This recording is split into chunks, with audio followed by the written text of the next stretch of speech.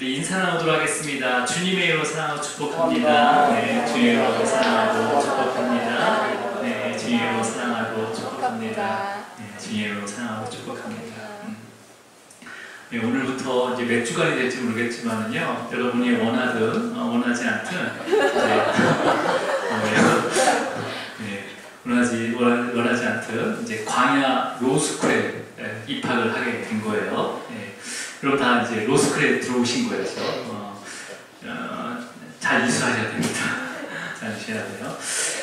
하나님께서 이제 첫 번째 과목을 십계명을 주셨어요. 이제 그래서 이제 십계명에 오늘 이제 서론 부분, 이제 서론 부분을 우리가 함께 묵상할 텐데, 하나님께서 이제 시내산에 강림하셔가지고 이제 이스라엘 백성들에게 첫 번째 주신 말씀이 이제 율법이 십계명입니다. 십계명 다 아시죠? 그래서 우리가 매주 주일마다 우리가 함께 봉독하는데, 근데 하나님께서 십계명을 주신다고 하시고 나서 이제 뭐 첫째는 이거, 둘째는 이거, 셋째는 이거 하면서 10개를 쭉 이렇게 순서대로 얘기해 주신 게 아니라, 하나님께서 이제 이스라엘 백성들에게 이렇게 처음에 말씀하신 것들을 세워보니까 10개가 되는 거예요. 그래서 그것을 이제 십계명, 10개의 말씀, 10개의 말씀, 10마디의 말씀, 원어로는 10마디의 말씀이라는 의미예요. 그래서 이것은 이제 십계명이라는 의미를 가지고 사용하게 됐습니다. 그걸 뭐 중요한 건 아니고, 이제 일단은 이 말씀이 어떤 의미를 갖고 있는지, 이 십계명을 우리에게 왜 주셨는지를 우리가 또 이제 함께 묵상하려고 합니다. 그래서 먼저 1절, 20장 1절을 읽을게요. 자, 읽습니다. 시작. 하나님이 이 모든 말씀으로 말씀하여 이르시되. 우리가 그냥 성경을 딱 우리가 일독하면 쫙 읽잖아요. 20장 1절 읽을 때 하나님이 이 모든 말씀으로 말씀하여 이르시되, 그 다음에 쭉 나가잖아요. 근데 여기서 보면 하나님이 이 모든 말씀으로 말씀하여 이르시되 라는 이 의미에는요, 굉장히 뭐라고 할까, 하나님의 아주 이스라엘 백성들을 향한 아주 단호한 마음이 들어가 있다는 거죠. 네. 어떻게 보냐면, 여러분 여기서 말씀으로 말씀하여 라고 했을 때, 우리가 이제 앞에 말씀, 뒤에 말씀, 이게 두 개의 말씀이 있잖아요. 근데 이게 뭐 한국말이는 원어도 똑같은 말이에요. 원어는 뭐 다바로 이렇게 반복해서 나오는 건데, 근데 이게 품사에 따라서 의미가 달라집니다. 여기서 여기 한글 성경에는 이제 말씀으로 말씀하여라고 이렇게 되어 있지만, 앞에 말씀으로 할 때는 그냥 명사로 그냥 말씀, 하나님의 약속과 어떤 언약과 말씀을 의미해요. 하나님의 말씀을 의미하는데, 이제 뒤에 말씀하여라고 할 때는 똑같은 다바르라는 단어를 쓰는데, 이건 뭐냐면 선포하다라는 의미를 쓰고 있습니다. 동사로 쓰여지게 되면 선포하다, 그 다음에 책결하다, 뭐 그런 말까지 그런 의미를 갖고 있어요. 그래서 이것을 이제 같이 연결하잖아요. 같이 하게 되면 굉장히 큰 의미로 다가오는데, 그러면서 마지막에 뭐라고 됐습니까? 이르시되라고 됐지만, 이 이르시되가 우리가 보면 이렇게 타이르시는 건가? 아니면 잘 이렇게 부드럽게 말씀하시는 건가? 라고 생각할 수 있지만, 이 이르시되의 원어는 굉장히 강하게 얘기한다는 거예요. 아주 소리 질러서 얘기하고 있다는 거죠. 하나님께서 굉장히 크게 얘기하고 있다는 거죠. 네. 그러니까 이게 뭐예요? 이스라엘 백성들에게 말씀을 선포한다는 거잖아요. 근데 이게 아주 큰 소리로 선포한다는 거예요. 근데 여러분, 말씀을 선포한다는 것은 어떤 거냐면, 어떤 의미가 있냐면, 그냥 선포한 것을 듣는 걸로 끝나는 게 아니라 그 말씀을 반드시 지켜야 된다는 의미를 갖고 있어요. 네. 말씀을 하나님께서 다바르 하는 것은 반드시 지켜야 할 말씀이다라는 의미를 갖고 있습니다. 그러니까 지금 십계명을 이제 말씀하기 전에, 이 십계명은 반드시 지켜야 할 말씀이다라는 것을 먼저 선포하는 거예요. 그렇죠? 네. 자, 그러면서 그 선포하는 주체에 대해서 그 선포하는 사람이 누군지를 다시 한번 설명하시는데, 우리 2절 말씀 읽을게요. 2절 시작. 나는 너를 애굽 땅 종되었던 집에서 인도하여 낸 내 하나님 여호와니라. 그래서 여기서 처음에 뭐라고 했습니까? 나는이라고 해요. 나는. 선포한 사람이 이 말씀을 반드시 지켜야 된다라고 선포한 사람이 나는이에요. 나는. 근데 그 나는이 누구냐면 내 하나님 여호와라고 해요. 이스라엘 하나님의 여호와라고 합니다. 네. 여러분, 지금 이 표현은요, 하나님 이스라엘 백성과 하나님의 관계를 나타내는 거예요. 내 하나님의 여호와라는 것은 뭐냐면 너의 이스라엘 하나님이 여호와야라고 얘기하는 건데, 이건 뭐냐면 하나님에게 속한 자라는 의미를 갖고 있어요. 너는 하나님에 속한 자야라고 얘기하는 거죠. 여러분은 하나님에 속한 자입니다. 예, 그렇게 말씀하시는 거예요. 자, 근데 그렇게 어떻게 속해졌냐면 이스라엘 백성들을 애굽 땅 종되었던 집에서 인도해내서 나에게 속해졌다라고 얘기하는 거예요. 근데 그냥 애굽 땅에 종되었던 사람을 인도한 게 아니라 값을 치러서 종에서 소속을 바꾼 거죠. 값을 치르셔서. 자, 소리가 좀 크나요? 조금 괜찮아요? 울리는 것 같아서 그런데 지금 엔지니어가 휴가를 가지고 손이 될 수가 없어요. 그냥 감안하시고, 자, 그래서 그런 이제 하나님에 속한 자라고 하고, 그래서 이 하나님에 속한 자는 하나님의 말씀을 반드시 지켜야 된다라는 거예요. 그 말씀이 바로 십계명인 거죠. 그러면 십계명을 반드시 지켜야 할 것을 강조하고 있는 거죠. 그래서 내 하나님 여호와라는 이런 구절이요, 이 십계명 안에 5번이나 반복이 됩니다. 5번이나. 나중에 한번 동그라미 쳐보세요. 그러니까 지금 1, 2절, 오늘 본문이 1, 2절밖에 없어요. 끝난 거예요, 오늘. 근데 이 1, 2절을 이제 묘사하는 어떤 모습이 되냐면, 단순히 내 말씀을 반드시 지켜야 된다, 그런 말씀이 어디서 지금 선포되고 있는 거예요. 아주 시내산 위, 아주 구름이 빡빡하고, 지금 우레와 그 다음에 번개가 막 안에서 치고, 그 다음에 옹기 가마처럼 연기가 있으면서 막 그 안에서 진동이 일어나면서 예, 이게 뭐예요, 그죠? 네, 이런 진동보다 더 클 거야. 그래서 그런 진동이 일어나면서 그 안에서 소리가 들리는 거죠. 내 말을 반드시 지켜야 된다. 근데 그 하시는 말 누구냐면 나다. 내가 누구냐면 너희를 애굽에 종되었던 너희를 이곳으로 인도하는 내 하나님이다. 너는 나의 소유물이야 라고 말씀을 하시는 거죠. 아마 그게 그 하늘에서 완전 진동처럼 이렇게 막 흔들렸을 거예요. 자, 근데요, 이것을 이스라엘 백성들이 다 들었어요. 이 말씀을. 자, 그렇다면 여러분, 이스라엘 백성들은요, 애굽에 430년간 있었잖아요. 그러니까 거의 다 노예로 있었단 말이에요. 근데 노예로 있었을 때 그 이스라엘 백성들이 가장 많이 노력했던 거, 그러니까 가장 많이 일했던 분야가 어떤 걸까요? 어떤 곳이었을까요? 네. 뭐 농사도 짓고 많은 것도 있지만 가장 많이 동원됐던 곳이 바로 이제 신전, 우상의 신전을 짓는 곳이나 우상을 세우는 것이나 아니면 피라미드, 무덤을 만드는 그런 일들에 가장 많이 동원이 됐단 말이에요.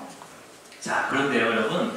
그래서 아마 특히 이제 신전과 우상을 완성하게 되면 이스라엘 백성들이 뭘 보냐면 그 신전 안에 우상이 딱 세워지잖아요. 근데 신전이 뭐 이렇게 조그만 게 아니라 진짜 저는 이제 그리스를 안 가봤지만은 사진으로 봐서는 진짜 뭐 빌딩보다 더 높게 이렇게 신전이 지어져 있거든요. 그러니까 그것을 밖에서 볼 거 아니에요.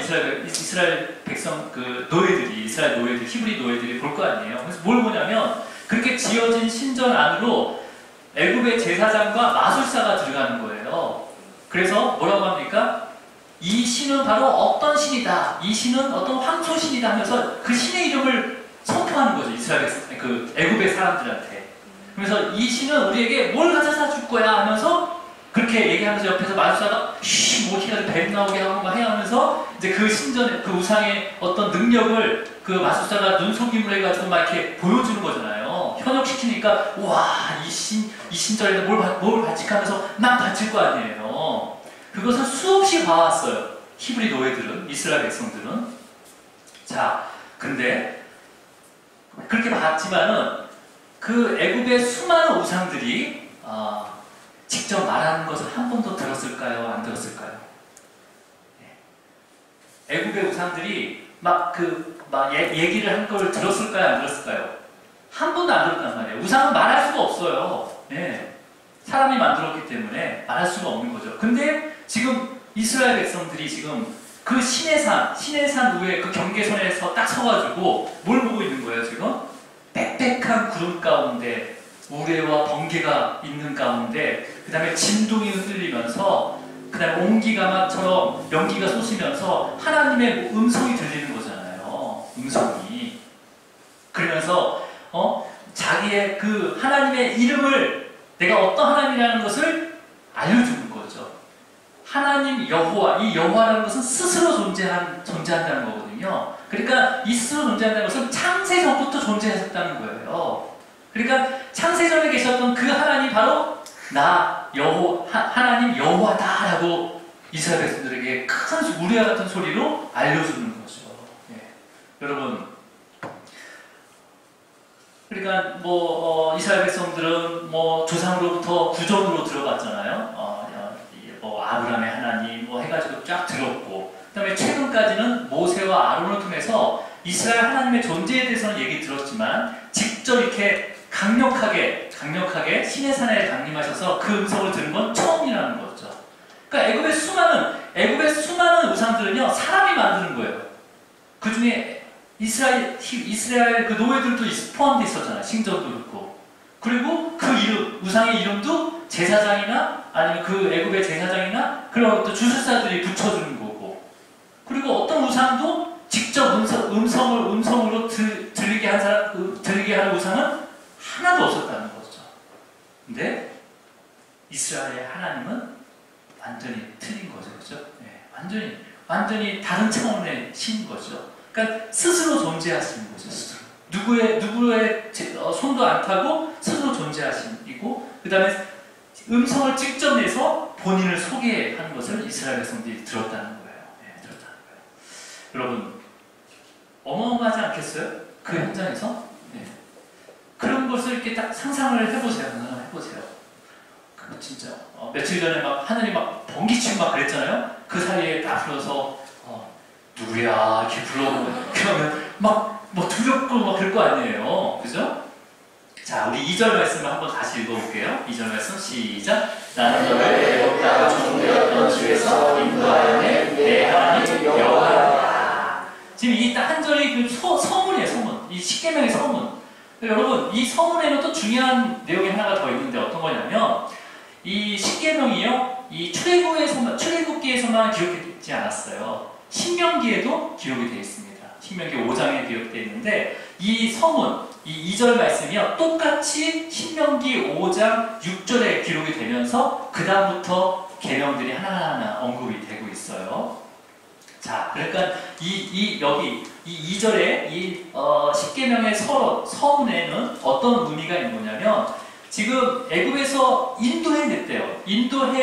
벌써 인도한 거잖아요. 그러니까 십계명을 주기 전에 벌써 하나님 이스라엘 백성들을 애굽에서 인도해낸 거예요. 구원해낸 거예요. 그러니까 여러분, 계명을 먼저 준 거예요? 구원을 먼저 준 거예요? 네, 구원을 하시고 계명을 주고 있는 것을 강조하고 있는 거죠. 구원을 하고. 그 다음에 또 하나 뭐냐면 이 출애굽도 이스라엘의 어떠한 노력도 없었던 거예요. 어떠한 그런 수고가 없었다는 거죠. 전적으로 하나님께서 100% 하나님의 능력으로 이루신 것을 또 강조하고 있는 거죠. 네. 자, 여러분, 만약에 이 서문이 없다면 아마 시간이 지나면 지날수록 이 십계명을 지켜야지만 구원받을 수 있어 라고 아마 생각했을 거예요. 근데 우리가 항상 십계명을 공독할 때 이 서문을 먼저 읽잖아요. 그렇죠? 항상 이 서문, 하나님이 이 모든 말씀으로 말씀을 이르시되 라고부터 시작하잖아요. 그리고 2절 뭐예요? 나는 너를 애굽 땅 종되었던 집에서 인도하였네 내 하나님 여호와니라. 그래서 제 이름 하고 나아가잖아요. 그러니까 지금 이 서문을 통해 가지고 어떤 것도요, 신계명을 공독할 때 그냥 바로 1계명을 얘기하지 않습니다. 이 서문을 먼저 공독하고 그 다음 계명을 읽는 거죠. 서문의 그 중요성이 뭐예요? 구원이 먼저다. 구원받은 자로서 이 십계명을 지켜야 된다라는 의미를 갖고 있는 거예요. 구원자를 받았어. 그러니까 십계명을 지켜서 구원받은 게 아니라는 거죠. 그렇죠? 자, 그러면 여러분, 그러니까 이스라엘 백성들이 이것을 읽으면서 뭘 생각하겠어요? 우리는 하나님의 은혜 가운데, 그 6월절의 어린 양의 그 피의 공로 가운데 우리는 구원을 받은 거구나 하면서 그것을 인정해야 되는 거죠. 하나님의 능력을 인정해야 되는 거, 하나님의 구원하심을 인정하고 그 다음에 그것을 기억해야 되는 거죠. 십계명을 우리가 봉독할 때마다. 네. 여러분, 그러니까 우리도 십계명 봉독할 때마다 우리는 이스라엘에 가보지도 않았는데 내가 무슨 구원을 받아서 한 게 아니라 나도 그처럼 구원을 받았다라는 것을 인정해야 되는 거죠. 인정해야 되는 거죠. 여러분, 만약에 이것을 인정하지 않고 우리가 기억하지 않는다면 누구라도 어느 순간에 하나님보다 자기 자신을 더 의지하게 됩니다. 그러니까 하나님보다 어느 순간에 나를 더 의지하게 돼요. 그리고 자신의 능력으로 얼마든지 잘 살 수 있어라는 마음이 생기게 된다는 거죠. 네. 심지어는 나를 위해서 우상까지도 만들어버리게 되는 교만한 자가 되는 거예요. 네. 교만한 자가. 여러분, 그렇다면 이 서문을 읽을 때 1차적으로 그 하나님의 구원의 은혜를 기억해야 할 사람이 당연히 출애굽한 사람들이잖아요. 지금 이 시내산 앞에 있는 진을 치고 있는 이스라엘 백성들이란 말이에요. 그러면 이스라엘 백성들 안에는 누가 있습니까? 남자, 여자 있겠죠. 그죠? 성별이 남자, 여자 있겠고, 아니면 함께 나온 잡족들, 이방 민족들도 같이 포함이 돼 있죠. 그리고 그 안에는 또 아이들까지 포함이 돼 있고, 또 그 아이들을 포함해서 다음 후손들까지도 다 포함이 돼 있는 거예요. 이것은. 자, 그렇다면 저와 여러분들은 여기에 포함되어 있어요? 안 돼 있어요? 돼 있어요? 안 돼 있어요? 포함이? 당연히 돼 있겠죠. 돼 있죠. 우리의 자녀들까지 다 포함이 돼 있고, 그 자녀의 자녀들까지도 포함이 돼 있습니다. 왜 그렇습니까? 애굽에서 그 종살이하던 이스라엘 백성들의 모습은요, 바로 우리의 모습이었어요. 과거에 그냥 죄의 노예 상태에 있었으면서도 그 죄의 노예로 살고 있는지도 모르고 살았던 무지한 죄인들이 바로 우리라는 거죠. 이런 무지한 죄인들까지도 하나님께서 주권으로 구원하셨다는 게 큰 은혜입니다. 그렇죠? 큰 은혜예요. 자, 그러면 이 구원의 은혜를 아는 자는 십계명을 반드시 지켜야 된다는 거죠. 지켜야 되는 거. 반드시 지켜야 됩니다. 여러분, 이제 이것을 어떤 예를 들 수 있냐면요. 쉽게 좀 예를 든다면, 만약에 어떤 사람이 정말 죽을 수밖에 없는 환자가 있어요. 그죠? 환자가 있어요. 근데 진짜 병원에 가지도 않았는데 어떻게 소개를 받았는지, 아니면 어떻게 극적으로 만나가지고 어떤 의사의 도움으로 살게 된 거예요. 죽을 수밖에 없는 환자였는데 그 의사의 도움을 살게 된 거죠. 그래서 의사가 다시 새로운 삶을 살게 된 그 환자에게 다시는 죽음에 이르지 말아라 하면서 하나하나 적어주기 시작하는 거죠. 네. 먹는 거는 튀긴 거 먹으면 안 된다. 네. 완전히 익혀먹고, 그 다음에 회는 안 된다. 날 것으로 먹지 말아라. 샤브샤브로 먹어야 된다. 그리고 그 다음에 운동도 하루에 몇 시간 하고, 그 다음에 햇볕도 하루에 3시간 쬐야 되는 거고, 그 다음에 자세도 항상 바른 자세를 해야 되고, 항상 그런 여러 가지 말씀 적어준단 말이에요. 적어준단 말이에요. 자, 그러면 여러분, 그럼 환자는 그 의사가 적어준 목록을 잘 지킬까요? 안 지킬까요? 잘 지키죠. 죽었다 살았는데, 그리고 이제 죽지 않도록 그 목록을 적어줬죠. 이것만 지키면 사는 거잖아요. 일단 살았지만 또 사는 거잖아요. 자, 근데 아마 그 환자는요, 그 적어준 목록을요, 아마 계속해서 반복해서 읽을 거예요. 반복해서 읽는 거죠. 그러면서 뭘 기억해요? 이거 적어준 사람을 기억하겠죠. 이 사람 아니었으면 난 죽었을 거야 하면서 이거 잘 지켜야지 하면서 막 반복해서 읽겠죠. 그러면서 또 읽으면서도 또 내가 어디 가서 뭘 먹을 때마다 뭘 생각해요? 처음에는 이게 적어준 것이 다 눈에 안 들어오고 기억이 안 되니까 딱 이렇게 꺼내가지고 딱 여기에 포함이 된다면서 딱 볼 거 아니에요. 그래서 체크를 할 거 아니에요. 그죠? 그래가지고 그것을 피하거나 아니면 또 다른 것을 먹거나 그렇게 했죠. 근데 여러분, 그것을 아마 매일매일 확인하고 점검할 거예요. 그죠? 내가 살기 위해서. 한번 죽었다가 살았잖아요. 그죠? 그러면, 잘못된 습관, 그러니까 한 번에 고쳐지지 않은 것도 있잖아요. 잘못된 습관이 있단 말이에요. 여러분, 한 번에 고쳐집니까? 아니, 고쳤다고 하지만 또 다시 다리 떠고 막 그러잖아요. 그런 것처럼 이게 한 번에 안 고쳐진다고요. 그러면 이거 고치라고 해도 안 고쳐져요. 그러면 어떻게 되는 거예요? 이걸 고쳐야지 살 수가 있는데 어떻게 되는 거예요? 이걸 고치게 할 수 있는 사람을 찾아야 되는 거잖아요. 이게 쭉 보니까 이게 이 습관이 너무 안 좋은 습관이에요. 이거 계속 하다 보면 죽게 됐어요. 그러면 이 습관을 고치려고 하면 내 스스로 고치지 않으니까, 고칠 수 없으니까 이 고쳐줄 수 있는, 고치게 할 수 있는 사람을 찾아가야 되는 거잖아요. 예. 그 사람이 없으면 먼저 이걸 적어준 사람한테 다시 가서 이걸 물어봐야 되는 거잖아요. 여러분, 십계명을 지키는 것은요, 십계명을 지키는 것은 구원의 조건은 아닙니다. 하지만 구원받은 자의 의무예요. 십계명을 지키는 게 구원받은 자들의 의무인 거예요. 동시에 뭐냐면 이 십계명을 통해서 구원자를 찾는 길이 되는 거예요. 이 십계명은 구원자를 찾는 길이 되는 거죠. 이 십계명은. 자, 여러분, 근데 우리가 이제 이런 생각할 수 있어요. 아, 지금 내가 구원을 받았는지 잘 아리까리한데요. 여러분, 그렇게 믿어지지 않더라도 염려하거나 낙심하지 마시기 바랍니다. 일단 하나님의 말씀이 들어오고 있어요. 말씀이 들어오고 있어요. 네. 그리고 또 내가 그 은혜, 하나님의 그 은혜의 자리에서 떠나지 않고 있어요. 네. 그리고 내가 그 구원의 은혜를 계속 구하고 찾고 있어요. 네. 그러면 하나님의 정하신 때에 성령님께서 네. 구원의 은혜를 선물로 주십니다. 선물로 주세요. 네. 그러면 이제 또 이렇게 질문할 거야. 아, 그럼 구원의 믿음이 생길 때까지 십계명은 안 지켜도 되나요? 네. 아니죠. 지키는 거예요. 구원자를 찾기 위해서 지키는 거죠. 네. 여러분, 이 십계명, 우리가 배우는 이 십계명은요, 이제 앞으로 이제 1계명, 2계명 이렇게 배울 텐데, 이 십계명은요, 모든 율법의 기초가 됩니다.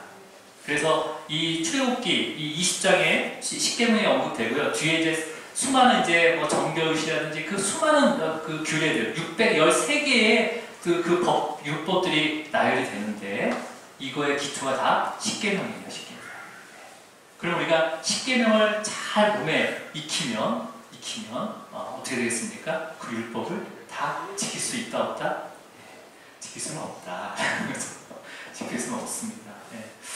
우리는 율법으로 구원받는 게 아니라 하나의 믿음으로 구원받는 거예요. 믿음으로. 네. 여러분, 자, 그렇다면 이스라엘 백성들을 입장으로 가볼게요. 자, 이스라엘 백성들도 은혜 가운데 애굽에서 구원을 받은 거잖아요. 그죠? 구원을 받았습니다. 그 다음에 시내산까지 온 것도 하나님의 은혜 가운데 시내산 앞에까지 와서 진을 쳤어요. 근데 시내산 위에 하나님께서 강림하신다는데 정말 그 경계선을 넘으면 죽을 것 같아서 하나님께서 경계선을 딱 만들어주잖아요. 그리고 그 경계선에 서서 하나님의 강림을 직접 체험을 하고 십계명의 말씀을 다 듣습니다. 이 십계명은요, 모세를 통해서 듣지 않아요. 직접 다 듣습니다. 다 들었는데 이스라엘 백성들의 이제 반응, 이제 1계명부터 10계명까지 쭉 이제 이게 몇 절까지냐면 17절까지가 그 십계명이에요. 20장 17절. 이거 이제 하나하나 나중에 볼 거예요. 자, 그러니까 그걸 다 들었어요. 우레와 같은 그 소리 가운데, 번개 안에서 들리는 소리 가운데 다 들었어요. 자, 이스라엘 백성들의 반응이 어땠는지 출애굽기 20장 18절과 19절인데 먼저 18절 읽겠습니다. 시작. 무 백성이 우레와 번개와 나팔 소리와 산의 연기를 본지라 그들이 볼 때 떨며 멀리 서서. 그러니까 그런 시내산의 그런 광경, 음성을 막 들은 동안에 항상 막 떨렸다는 거잖아요. 그죠? 첫 마디부터 막 떨렸다는 거예요. 우리 19절 말씀 시작. 모세에게 이르되 당신이 우리에게 말씀하셔서 우리가 들으리이다. 하나님이 우리에게 말씀하시지 말게 하소서 우리가 죽을까 하나이다. 이스라엘 백성들은 십계명을 막 듣고 나서 너무 두렵고 떨리는 거죠. 왜요? 죽을까봐. 그래서 다음 이 십계명 뒤에 있는 모든 다른 율법은 모세 당신이 듣고 나서 당신이 우리한테 알려주세요, 전해주세요라고 부탁을 하게 되는 거죠. 그래서 21장과 22장과 그 다음에 23장까지는 그 법에 대한, 율법에 대한 쭉 내용이 나와요. 그리고 이제 그 법을 모세가 다 들었어요. 그 다음에 그 들은 것을 이제 누구한테 전해주는 거예요? 백성들에게 전해주는 거예요. 그게 24장 3절 말씀이에요. 자, 24장 3절 말씀 함께 있습니다. 시작. 모세가 와서 여호와의 모든 말씀과 그의 모든 율례를 백성에게 전하매 그들이 한심으로 응답하여 이르되 여호와께서 말씀하신 모든 것을 우리가 준행하리라.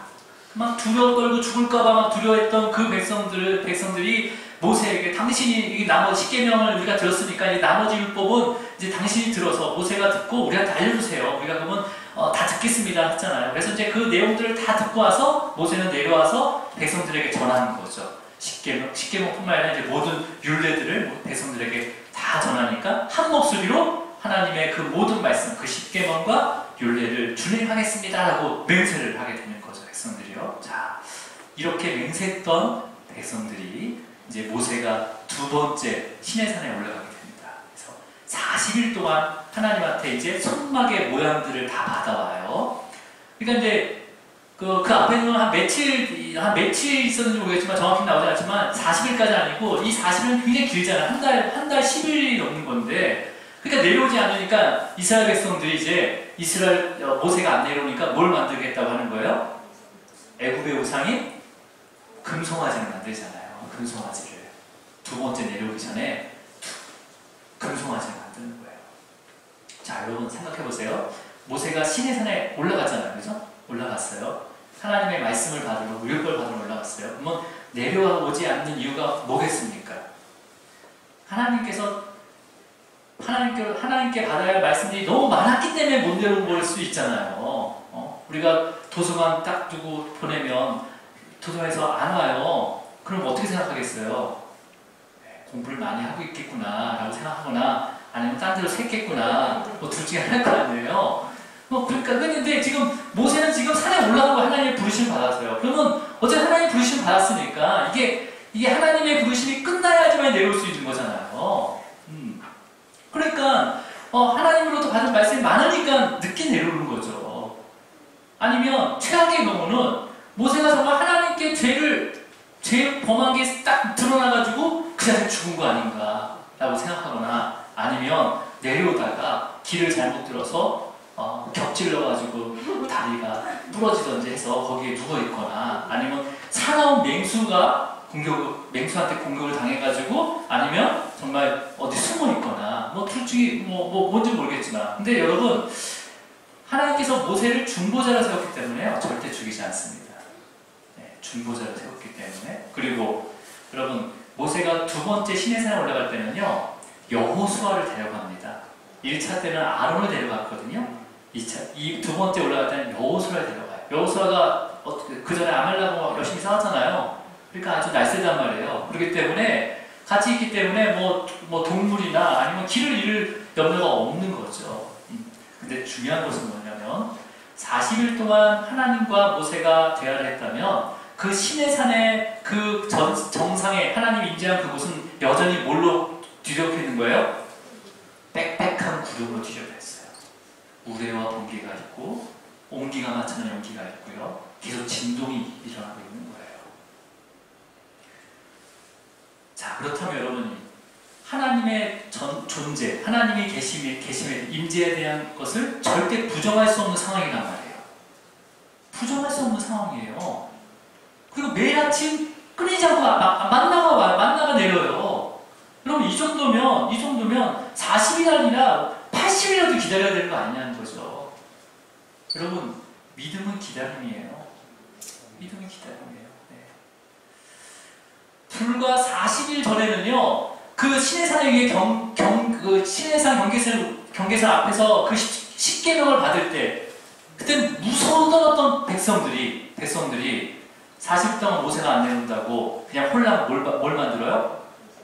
네, 금송아지를 만든 거예요. 네, 금송아지를 내려오지 않으니까 금송아지를 만들고 뭐라고 합니까? 32장 52절 말씀이에요. 32장 5절 말씀 한번 읽어볼게요. 시작. 이스라엘아, 이는 너희를 애굽 땅에서 인도하여 너희의 신이로다 하는지라.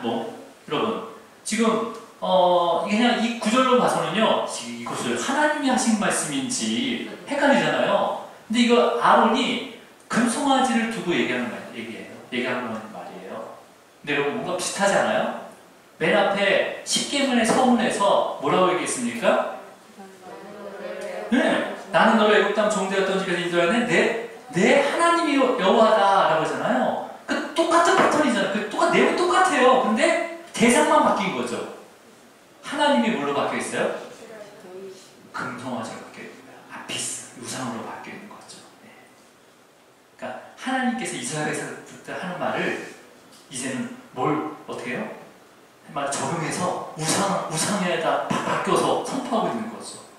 지금 하나님 어디 안 계신 게 아니잖아요. 어디 계세요? 신의 산에 빽빽한 구름 안에 계세요. 시퍼렇게 살아계십니다.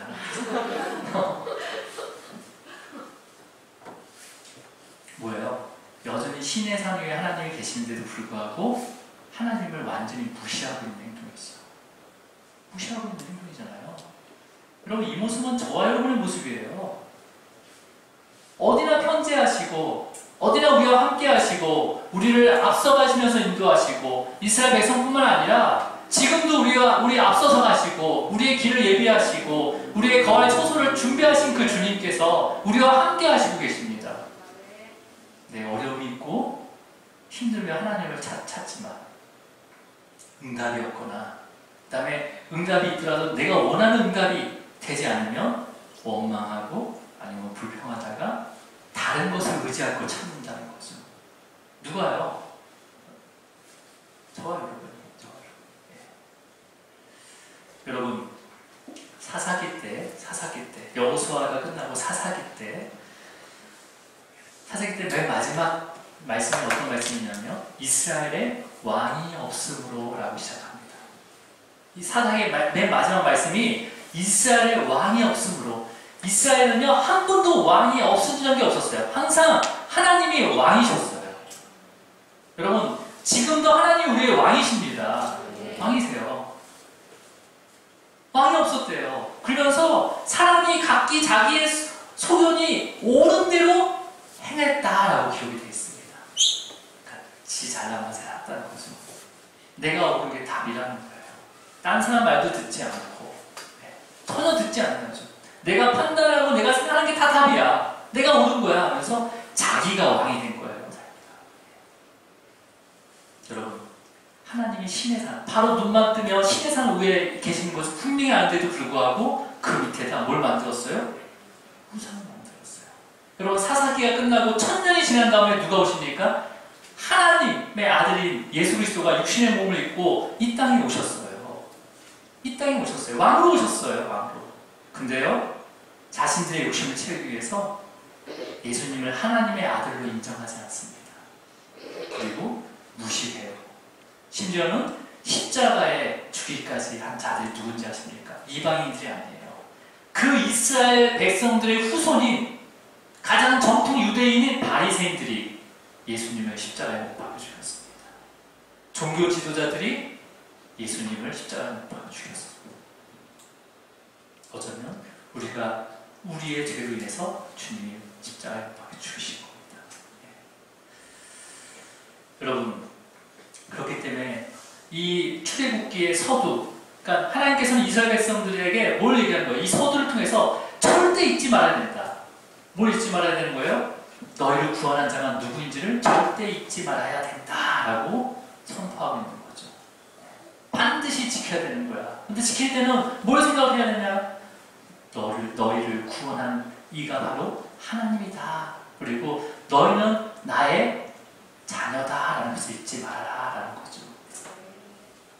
여러분, 2절, 20절 2절 다시 한번 읽어볼게요. 시작. 나는 너를 애굽 땅 종되었던 주에서 인도하였네. 내 하나님 여호와라. 예수님이 태어나셨을 때 그 이름을 예수라 했습니다. 그 예수의 이름은 뭐예요? 자기 백성들을 그들의 죄에서 구원할 자이십니다 라고 말씀하셨어요. 똑같은 말씀이십니다.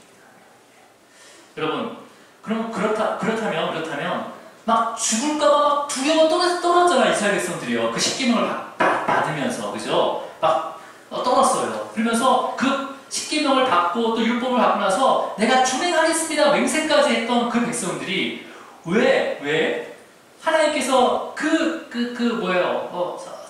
모세가 시내산에 왜 내려오지 않는다고 그렇게 두려워 떨었던 이스라엘 백성들이 모세가, 그 지도자 모세가 시내산에 내려오지 않는다는 이유로 왜 애굽의 대표 우상인 아피스, 그 금송아지 우상을 만들었을까요?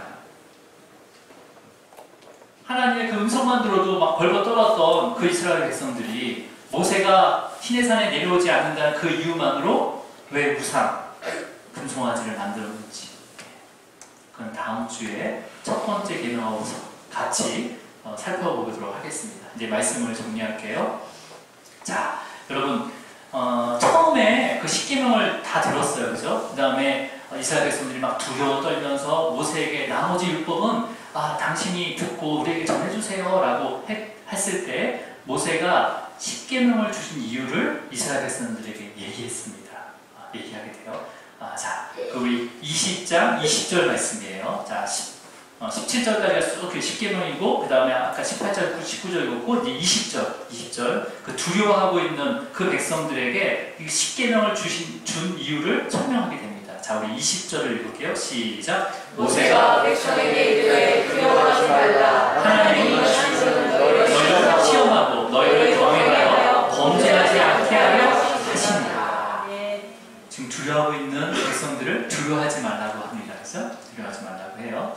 그 다음에 하나님이 임하심은 할 때 이 하나님의 임하심은 단순히 그냥 그 시내산 위에 임했다는 게 아니라 십계명을 주기 위해서 그곳에 오셨다는 거예요. 그러니까 십계명을 주실 때라는 의미를 같이 갖고 있는 거예요. 그러니까 하나님의 임하심은 하나님께서 시내산에 강림해서 십계명을 주신 것은 이라고 이렇게 해석을 하면 됩니다. 그렇게 해석을 하고 하신 것은 뭐예요? 너희를 시험하고 라고 되어 있습니다. 시험하고. 이 시험은 뭐냐면 이것을 뭐 지키는지 안 지키는지 보고 아니면 외웠는지 못 외웠는지 막 이렇게 하고 그렇게 살았는지 그런 테스트가 아니라 어떤 거냐면 증명해 보인다는 거예요. 증명해. 입증하다는 뜻을 갖고 있거든요. 그러니까 어떤 거예요? 지금 하나님의 그 십계명을 지키는 자가 어떤 자라고 했습니까? 하나님의 속한 자녀라고 했어요. 그죠? 구원을 받은 하나님의 속한 자녀. 근데 속한 자녀인지를 뭘 보고 확인한다는 거예요? 십계명을 보고 확인한다는 거예요. 시험한다는 게 십계명을 보고 확인한다는 거, 증명한다는 거죠. 그러면서 하나님의 존재에 대한 두려움. 그래서 그 십계명을 통해서 하나님이 살아계시고 하나님이 우리를 구원하셨고 그다음에 하나님은 우리는 하나님의 속한 자녀라. 그러한 경외함을 가지고 뭐와 싸울 수 있냐라는 것은 범죄하지 않게 한다는 거예요. 범죄하지. 이 범죄는요, 그냥 단순히 그냥 그런 어떤 그냥 일반 율법에 어기는 거나 자범죄 정도의 범죄가 아니라 이 깊은 내면에 있는 죄성을 얘기해요. 죄의 본성을 얘기하는 거예요. 이 죄의 본성은 누구나 갖고 있습니다. 아이들도 가져야 되고요. 육체로 난 자들은 다 갖고 있어요. 근데 그것을 뭐라고 돼 있어요? 범죄하지 않게라고 돼 있어요. 이 않게라는 단어는요, 이걸 막는다는 얘기도 있지만 실패하게 만든다는 거예요. 그 죄성이 일어나서 움직이지 않도록 움직이는 것을 실패하게 만든다는 거예요. 그러니까 그건 뭐냐면 사단이 그것을 이렇게 까부르지 않게 하는 것을 실패하게 한다는 거예요. 하나님의 경외함으로. 네. 여러분, 그렇다면 여러분, 하나님 말씀이요, 우리 심령에 새겨져야 되는 거예요. 네. 이거는 성령님이 하신 일이에요. 성령님이 하신 일이에요. 여러분, 만물을 창조하시고요, 그 다음에 그걸 통치하시고 다스리시고 스스로 존재하시고 어디나 있는 분이 바로 하나님이세요. 그 하나님이 육신의 몸을 입고 이 땅에 오신 분이 바로 예수 그리스도십니다. 그리고 이 예수 그리스도는요, 우리의 죄를 위해서 십자가에 죽으시고 다시 부활하시고 하나님의 영광의 보좌 위로 올라가셨지만 그 그리스도의 영은 다시 이 땅에 내려오셨습니다. 우리 바로 성령 하나님이세요. 그 성령 하나님께서 지금도 일하고 계시다는 거죠. 뭘 가지고요? 말씀을 가지고 일하고 계십니다. 여러분, 그래서 그 성령님께서 우리의 마음에 내주하셔서 죄에 대해서 알려주시고 의에 대해서 알려주시고 심판에 대해서 알려주시고 그 다음에 세상을 책망할 것이다 라고 예수님께서 말씀하고 계십니다. 자, 여러분, 그렇다면 우리가 이제 앞으로 십계명을 하나하나 묵상을 할 거예요. 그러면 이 십계명 하나하나가 어떤 의식적인 율법이 아니라 여러분 마음 가운데 새겨지기를 좀 축복합니다. 그래서 이 십계명 끝날 때는요, 그냥 다 외웠으면 좋겠어요. 그냥 첫째, 둘째, 셋 다 외우면서 내가 삶 가운데 그게 막 나오는 거죠. 나와서 그 죄성을 막 다 실패하게 만드는 거죠. 그 말씀. 내가 하는 게 아니라 성령님이 하시는 거예요. 여러분, 이런 이 말씀이 주시는 것은 예수님이 여러분 안에 거하게 주님을 축복합니다. 기도하시겠습니다.